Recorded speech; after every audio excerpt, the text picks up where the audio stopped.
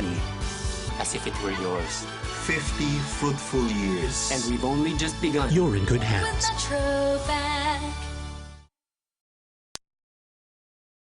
Sabay po ng paglalahad ng pinakamaiinit na balita kaugnay sa eleksyon 2016, ang paghati din natin ng tatak GMA na serbisyo. Sabay po ng paglalahad ng pinakamaiinit na balita kaugnay sa eleksyon 2016, ang paghati din natin ng tatak GMA na serbisyong totoo.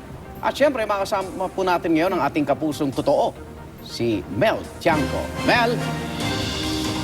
Maraming salamat, Igan. Isa-isahin po natin ang mga kandidato sa pagka-presidente. Pinakamataas. Candidate number 1, Jejomar Cabawatan Binay ng United Nationalist Alliance. Kasalukuyang vice-presidente ng bansa. Ipinanganak siya sa Maynila at ngayon 73 years old.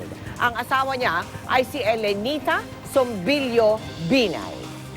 Candidate number 2 naman, si Miriam Palma Defensor Santiago ng People's Reform Party.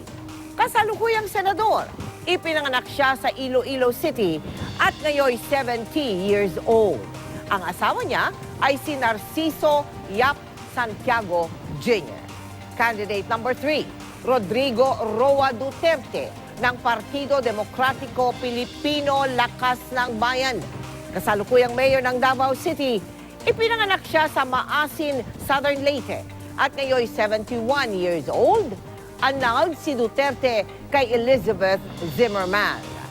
Candidate number 4, Mary Grace Natividad Sonora Po Llamanzares. Tumatakbo bilang independent at kasalukuyang senador. Siya ay isang foundling na natagpuan sa Haro sa Iloilo. 47 years old ngayon si Po. Ang asawa niya ay si Teodoro Misael Vera Llamanzares. Candidate number 5, Manuel Araneta Roas II ng Liberal Party, dating kalihim ng Department of Interior and Local Government. Ipinanganak si Rojas sa Maynila